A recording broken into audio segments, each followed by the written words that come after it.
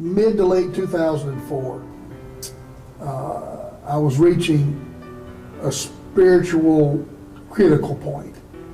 And years in business and just diversions from my real destiny in ministry had taken me to a place that I had become unrecognizable in this place in many ways. And I wasn't myself. Anybody that knows me knows I talk. You know, preachers, we talk. I'd become a very quiet person, had nothing much to say. And I started retracing all of my life steps, the things I should have done, the things I didn't do, always knowing I had a call on my life for ministry. And I was very successful at the time in business, well insured, pretty financially well off. And I started feeling these feelings of hopelessness. I'd never experienced depression a day in my life. I'd had ups and downs, but never anything like this. And as the weeks went on and the months drew on, this thing became darker. And I realized I was in the throes of a dark depression. And I couldn't shake it. I would buy books by Richard Carlson or by Wayne Dyer or you name it, all the thinking gurus, you know, and try to think myself out of this depression, but it would only get deeper.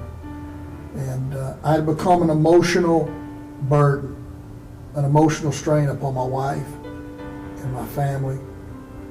And I began to believe a lie, the biggest lie the devil can tell, that the best thing you could do is take your life. Financially, I was still well off, but the logic was if you'll just cash in this, if you'll kill yourself, your wife can cash in this insurance policy and she'll never have to worry about money. It's the right thing to do.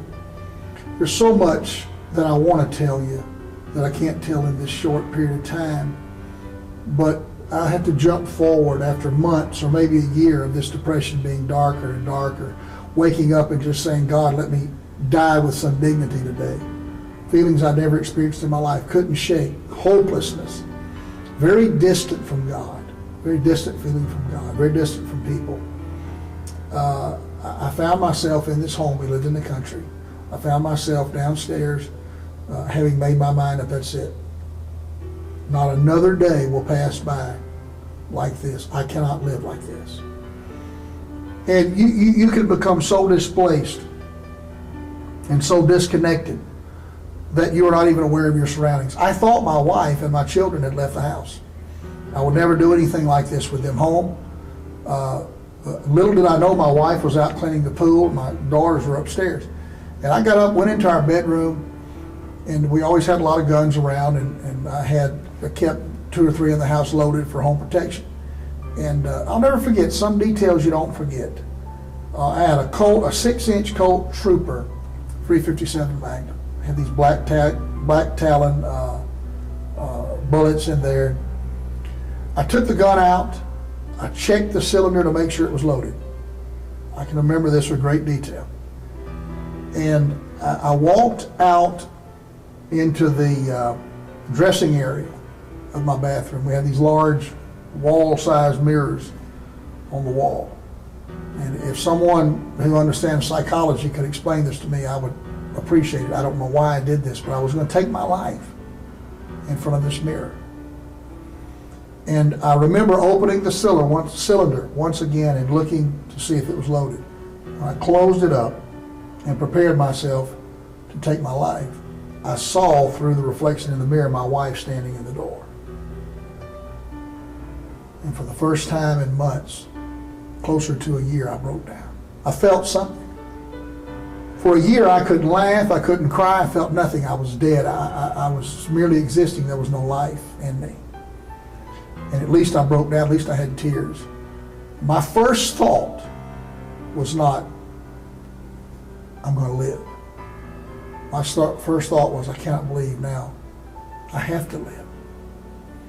And